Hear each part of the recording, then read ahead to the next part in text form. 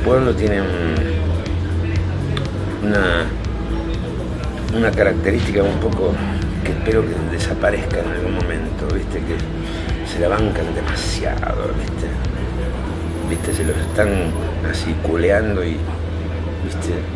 Faltan respuestas inteligentes, o sea, no me voy a referir a la respuesta de la pólvora y los fierros, porque eso ya fue y, ¿viste? Dio como resultado muchas víctimas, 30.000 fueron, sí, 30.000. Bueno, me acaba de llegar el último número de desempleo acumulado durante un año interanual, 68.800 puestos de trabajo, que como todo lo que informa el gobierno es falso. Me llamó mucho la atención y más me llama la atención que los propios técnicos o especialistas de la oposición discutan ese número. ¿Por qué sucede esa cosa? Y bueno, estamos en el mejor de los mundos, evidentemente. El domingo 9 de abril nosotros estamos por instalar la escuela itinerante sin mediar ningún tipo de palabra. De golpe aparecen las fuerzas de seguridad.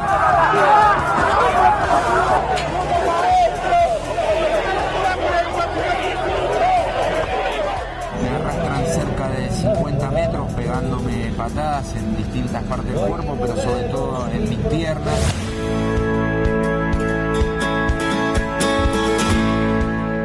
Vamos a empezar por lo obvio, pero no por eso menos importante. Los salarios perdieron 10 puntos contra la inflación en el año 2016 y con previsiones de inflación que no bajan en ningún caso del 25% para este 2017, mientras que tenemos un gobierno empecinado en colocar una cota a las paritarias en base a las metas de inflación que establece el Banco Central, que dice que el techo es 17-18%, tenemos salarios que van a estar perdiendo, si eso se cumple, si el gobierno logra torcerle el brazo a los gremios, que van a estar perdiendo entonces 8 puntos en 2017. Con esa pérdida de capacidad adquisitiva, el consumo, la demanda, la actividad y el empleo van a continuar cuesta abajo ineludiblemente durante este año. Por eso muchísimos argentinos hoy por hoy se preguntan por qué el gobierno instrumenta estas medidas que son claramente antipopulares, que están generando un alto grado de conflictividad social y que le están mermando el apoyo, la popularidad, tanto a la gestión de gobierno como al propio presidente Macri. Mi respuesta en este sentido es inequívoca. El gobierno instrumenta estas políticas porque tiene un claro programa a seguir. En el marco de ese programa, que no es diferente para la Argentina que para el resto de los países de la región latinoamericana, hay dos grandes objetivos. Uno tiene que ver con la apropiación de las riquezas naturales estratégicas que se alojan en nuestra región y la otra tiene que ver con la posibilidad de explotar la mano de obra local al menor costo posible y limitando la conflictividad. Para eso el gobierno está haciendo uso de todos los instrumentos de los que dispone. Desde la política económica, que profundiza la desocupación y por lo tanto disciplina a los trabajadores para tirar a la baja los salarios, y desde un conjunto de políticas que trascienden la esfera de lo estrictamente económico para mantener disciplinado al conjunto del pueblo argentino. Es un programa a la medida de los intereses de los trabajadores, de las empresas nacionales, del comercio que se nutre de los salarios de esos trabajadores. Claramente no. Es un programa diseñado a la medida del poder económico y financiero internacional y a ese mandato está respondiendo la política económica de Mauricio Macri.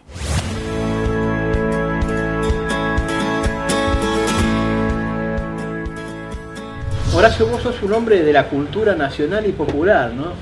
¿Cómo analizás los primeros movimientos ya avanzados del presidente Mauricio Macri? Bueno, primero, no sé, la descripción que me da ese personaje. Por empezar, bueno, acabas de nombrar a alguien sumamente nefasto para mí y para creo que toda la comunidad, ¿viste? Que está sufriendo los avatares de este señor, que es bueno, si nombras a algún personaje así mufa, desagradable, hay que invocar siempre a Osvaldo Pugliese y a su apellido. Pugliese ya se transformó en un mantra protector para evitar esas indecorosas tocadas de seno izquierdo y o testículo izquierdo, ¿viste? Siempre a la izquierda. O sea que en este momento, si él lo nombró a este sujeto, hay que decir Macri, no, estoy poseído, loco. Pugliese. Y déjame, no, me parece que es el símbolo del neoliberalismo. ¿Ves? No me sale la palabra neoliberalismo, que avanza sobre todos nosotros, al neoliberalismo que no le garpó la idea de la patria grande, etcétera. A pesar de que ahora, bueno, una puntita acaba de ocurrir en Ecuador, pero está muy difícil todo esto, ¿viste? En un momento, durante la década famosa, ¿viste? La idea de la patria grande había crecido con gente, ¿viste? Como con Correa, Lula, Dilma, Evo, etcétera, con Cristina, querida, que es lo más, con Néstor, etcétera. Y ahora, bueno, vienen a por eso, que es lo que no conviene, no es la idea de este programa, que es el programa de gobernar para los ricos, nada más, y los de abajo que se van a, no sé, a la mierda. Es horrible, es muy simple y muy, es demasiado dramático, ¿viste? La gente no puede vivir así, no sé hasta dónde va a aguantar. Este pueblo tiene una característica un poco que espero que desaparezca en algún momento, ¿viste? Que se la bancan demasiado, ¿viste? Se los están así culeando y, ¿viste? Faltan respuestas inteligentes, o sea, no me voy a referir a la respuesta de la pólvora y los fierros, porque eso ya fue, y, ¿viste?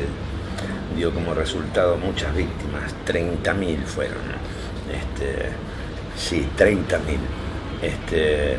O sea que hay que actuar de una manera, ¿viste? Hay que responder inteligentemente y, bueno, tener planes, proyectos grupales, ¿viste?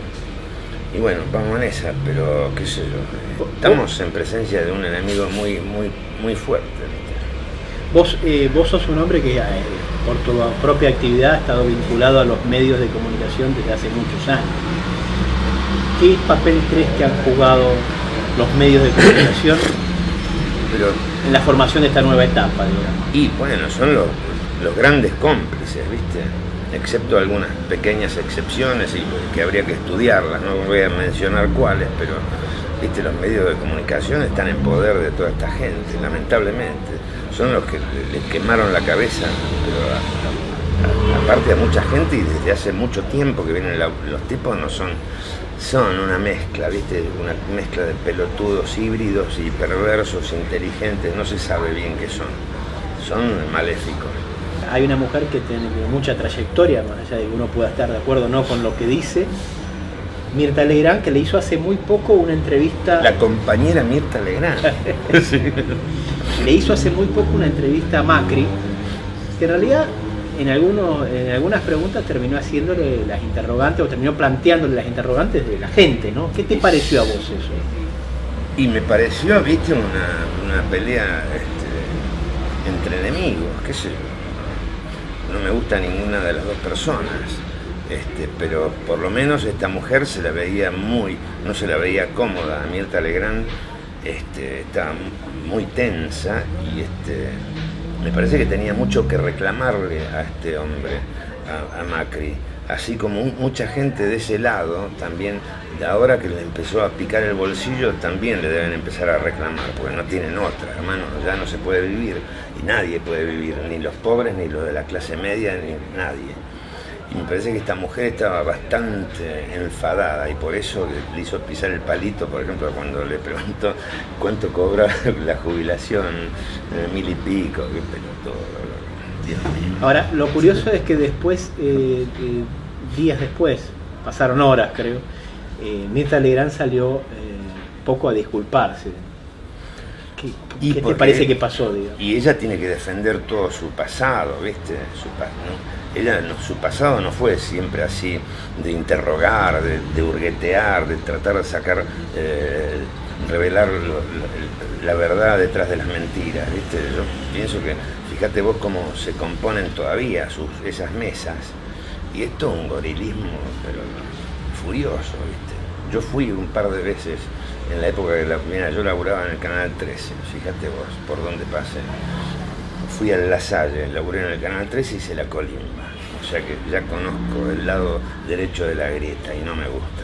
Sí. ¿Cómo te imaginás vos, hoy hacíamos esa pregunta, cómo te imaginás vos el país que va a dejar Macri en el 2019? Y yo espero que, bueno, sí, lo va a tener que dejar en algún momento. Por empezar espero que lo deje, pero la secuela es tremenda, loco, porque el vaciamiento, ¿cómo se recupera? Están vaciando, arrasando con todo.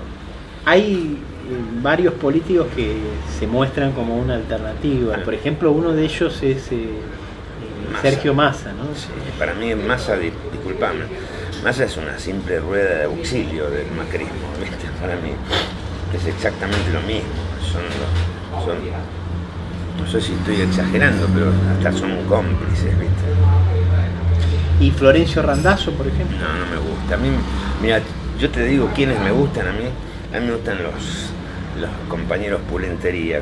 Me gusta Aníbal Fernández, me gusta el Gordo de Lía, me gustan los jóvenes, Axel Kicillof, Guado de Pedro, Mariano Recalde. Esos son mis ídolos, loco. Y no confío en muchos otros. Sí tiene que haber, pero de esa cepa. Bueno, Horacio, ¿podés cerrar esta nota con algún temita musical? ¿Qué te parece? Bueno, me agarraron acá con la milanesa, los huevos fritos y las papas fritas y no tengo mi viola, pero bueno, a capela se puede hacer algo también. Es un tema nuevo que se llama Volverás. Dice, a ver. Oh, volverás un día para bien de nuestro país. Volvé a tu patria querida, que la quieren ver rendida.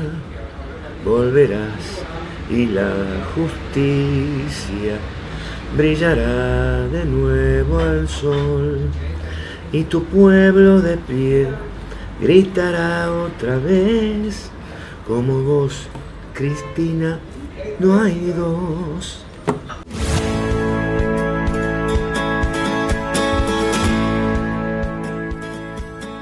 Tras devaluar la moneda más del 50% y eliminar las retenciones, el poder de compra de los salarios se desbarrancó.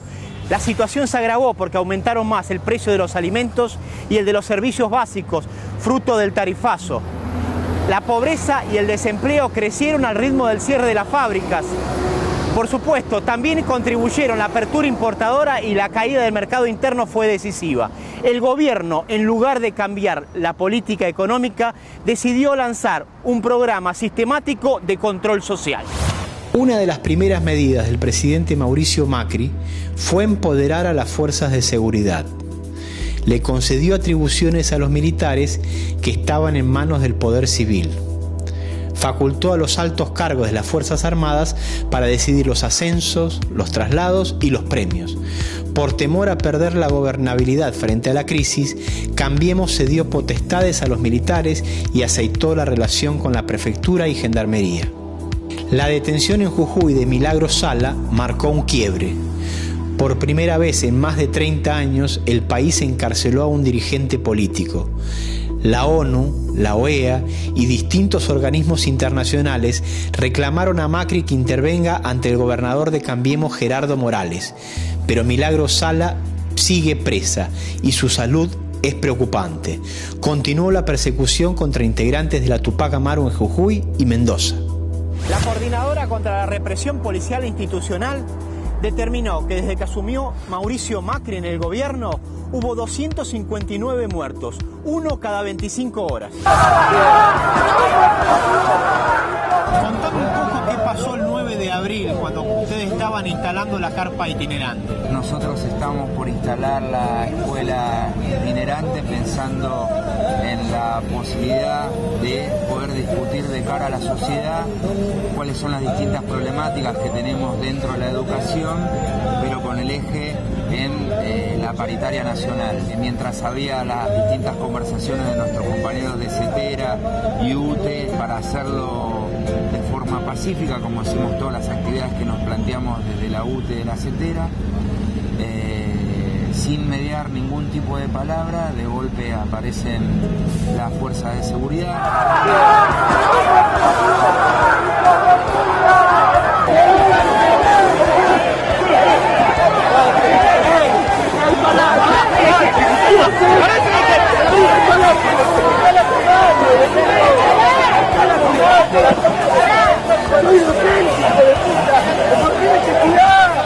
A mí me llevan para el lado donde estaban las fuerzas de seguridad, donde no estaban mis compañeros, me empiezan a pegar patadas, yo ya tirado en el piso, no podía reaccionar debido al gas pimienta, se me nubla la vista en ese momento, me arrastran cerca de 50 metros pegándome patadas en distintas partes del cuerpo, pero sobre todo en mis piernas. Todo el tiempo les estoy diciendo: no me peguen, soy un docente, soy un maestro, soy un profesor.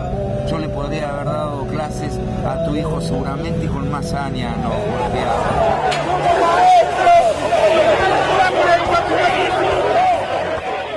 ¿Cómo analizás que desde un gobierno nacional se tomen este tipo de medidas ante un reclamo puntual de aumentos de salario? Sí, lo que nosotros creemos que este no es un hecho casual, que esto tiene que ver con una forma de entender la política, más allá de que ellos niegan la política y se paran desde un lugar para tratar de convencer sobre todo a los sectores más conservadores de la sociedad. Y lo más preocupante para nosotros es que si a nosotros nos golpean de esa manera, ya no a lo que me hicieron a mí personalmente las fuerzas policiales, sino el golpe es al movimiento popular, en particular a los docentes, porque esto puede servir de ejemplo para el resto de los trabajadores. El gobierno le puso un cepo a los salarios y además colocó en la mira a los gremios, judicializó, cajoneó y escondió todos aquellos acuerdos salariales que estaban por arriba de la pauta oficial. El caso más conocido es el de los docentes, pero también ocurrió con los bancarios y con los encargados de edificio y con muchos otros. Cambiemos lanzó una embestida contra los medios independientes. Le quitó y retació el apoyo económico del Estado a diarios, radios y canales opositores y comunitarios. Inició una caza de brujas contra los periodistas que no eran oficialistas, con despidos en Radio Nacional y la televisión pública. La ENACOM se arrogó la facultad de clausurar y sancionar a las emisoras no autorizadas. Además, engordó los negocios de Clarín y La Nación. Así el gobierno le dio más poder a los grandes multimedios amigos y debilitó o ahogó a los medios autónomos. El jefe de gabinete, Marcos Peña, gasta millones de pesos para alimentar un ejército de trolls que usan las redes sociales para agredir a los críticos del gobierno.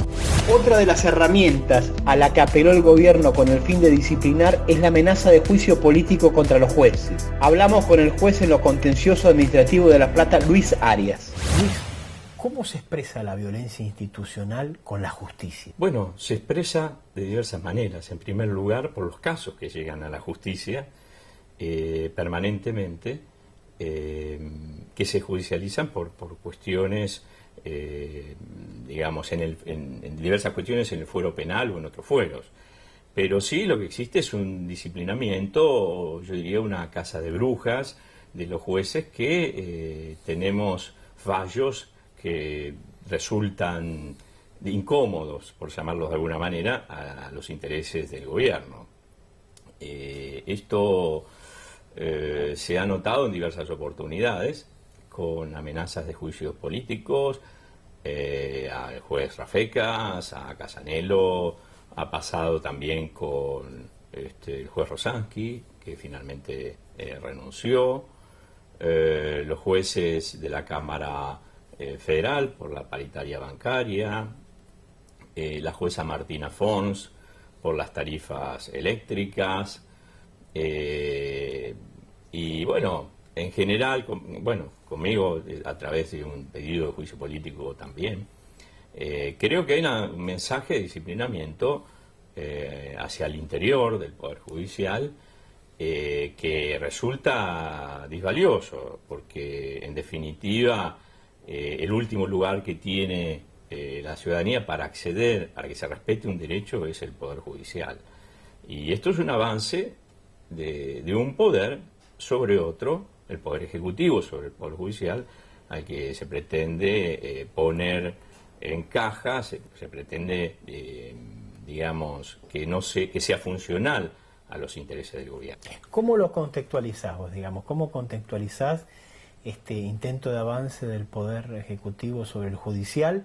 Pero no solo eso, sino todos los casos que existen, cada vez parece más flagrantes, de violencia institucional, que en general parten del Ejecutivo, ¿no? Yo creo que la violencia que padece el Poder Judicial es parte de un contexto de violencia. Igual que los femicidios, igual que la violencia en las protestas, en las manifestaciones sociales, forma parte de un contexto de violencias en el que está envuelta la sociedad. Además, yo creo que las democracias occidentales son democracias débiles, democracias de baja intensidad, que algún sociólogo ha denominado dictatocracias o democraduras. Se expresan formalmente a través de los comicios electorales, que son captados además por las fuerzas económicas. Hoy una elección, presentarse una elección, se estudian cuáles son las demandas sociales, se preparan productos políticos acorde a esas demandas sociales, se usa el marketing para difundir esos productos, es decir, es mirado como si fuera una empresa la política, y esto sucede, fue denunciado por varios también, sucede, entre ellos Chomsky. Hay una apropiación del capitalismo respecto de las instituciones.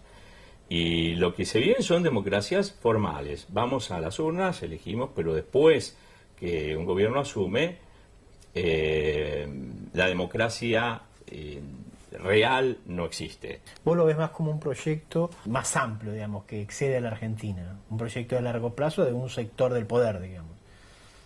Sí, un poder que se expone, que digamos, se exhibe sin miramientos, y que los poderes económicos concretamente, que se apropian de las instituciones, por las buenas o por las malas. Eso explica por qué nos sucede lo que nos pasa en América Latina, tanto en Brasil como en otros países que han pasado a ser prácticamente gobiernos autoritarios, autocráticos incluso, que fuera de todo contexto democrático. El disciplinamiento político se encuentra en marcha. Se está configurando un país distinto, caracterizado por un programa de ajuste permanente y la entrega del Estado al establishment. El nuevo orden social argentino corre el riesgo de transformar a la democracia en una cáscara vacía, hecho a la medida de muy pocos.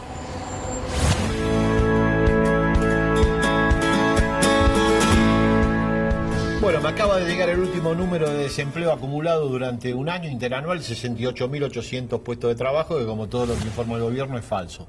Me llamó mucho la atención, y más me llama la atención que los propios técnicos o especialistas de la oposición discutan ese número. ¿Por qué sucede esa cosa? Y bueno, estamos en el mejor de los mundos, evidentemente. Porque el mismo día cayó la caída en 9 puntos según la UIA de la industria, la construcción, todas las ramas más dadoras de empleo para atrás, bueno, 68.800 puestos de trabajo. Todo eso se lo debemos a la actividad Z no clasificada. No sé qué es eso, esa es otra cosa nueva, Maravillas del universo estadístico Todesca. No, la verdad es que ya fuera de chiste, ¿no? Digo, nos reímos un poco porque no sé para qué más da.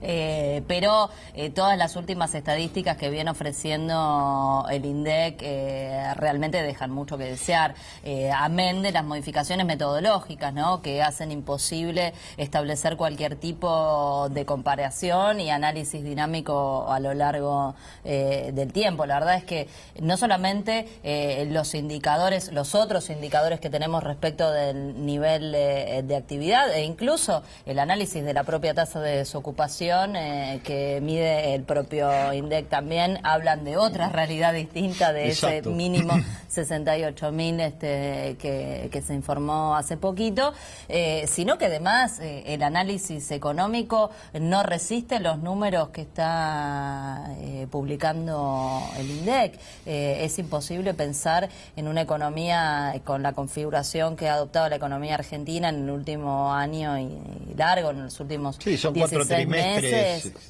recesivos, altamente inflacionarios, con una inflación que además sigue creciendo. Bueno, el propio Fondo Monetario Internacional, 25,6. a la par que se deshacen elogios con la política de ajustes de Macri, está diciendo efectivamente que la inflación no va a bajar del 25%. Bueno, pero lo cierto es que el gobierno está realizando el ajuste de manera más profunda y más extendida cada vez. Caída salarial en promedio de 10 puntos, 6 formal y en el universo informal, que es del cual nadie habla acá. Y 8 años de caída proyectada en el 2017, tomando la inflación que está previendo el Fondo Monetario Internacional, yo diría con viento a favor, contra las metas de inflación que propone Sturzenegger como cepo. 8 puntos de caída como piso, sumados a los 10 puntos de caída que ya tuvimos en el 2016. Obviamente un escenario, digo, ¿en qué punto estamos? Bueno, el consumo se va a continuar desplomando. El consumo que explicó, insistamos, el 73% del Producto Bruto Interno en el 2016. Es imposible pensar en que la demanda pueda remontar con esos niveles salariales y esa caída del consumo. Y obviamente es imposible pensarse en recuperación de los niveles de actividad, que pueda haber una mejora, por el contrario, en el mercado de trabajo, lo cual obviamente alienta eso otro que también tanto les está preocupando, que es, la aceleración de los niveles de conflictividad social, que son lógicos, ¿no? Por eso el gobierno ha abandonado, a mi juicio, ¿no?, dadas las características que asume el ajuste tan acelerado y profundo, ha abandonado, ha fracasado en su primera etapa de construcción de una oposición amigable. Recordemos, para tener un hito simbólico de esa etapa, la concurrencia a Davos con buena parte de la oposición, incluso Sergio Massa, que acompañó en ese viaje, al que Macri declaró probablemente el mejor jefe del Partido Justicialista que podía disponer. Yo estaba en la etapa, digamos, de plenitud en el desarrollo de no solo el oficialismo, sino la oposición. Eso quedó de lado. No hay ningún opositor hoy que esté 500 metros cerca del oficialismo, porque no le acerca ningún tipo de perspectiva en términos electorales. Se ha iniciado de manera franca, y yo creo que en eso la represión que hubo el día del paro nacional fue simbólica, y continuó de manera plena la etapa de represión al conflicto social, que es lo que vos señalabas. Frente al semejante ajuste, lo que hay son demandas y expresiones de conflictividad social creciente. Me parece que estamos en esa etapa de desarrollo pleno, de manera cada vez más profunda, y veremos cómo termina de diseñarse el escenario que la etapa represiva que inició el gobierno determina. Normalmente la limitación de las etapas de esas características la pone los sectores populares. Los gobiernos no se autolimitan, avanzan, sobre todo los gobiernos de corte neoliberal como el que encabeza el ingeniero Macri. Así que estamos frente a una nueva realidad, con otros actores sociales seguramente incorporándose a la escena, en un año que además agrega el componente electoral de medio mandato. Indudablemente, y además una cosa más, ¿no?, en un contexto de sobreendeudamiento que tampoco se detiene y que agrega otro condimento al programa de ajuste, que obviamente va a tener que intensificarse, porque son cada vez más los recursos que el gobierno tiene que disponer a atender los compromisos,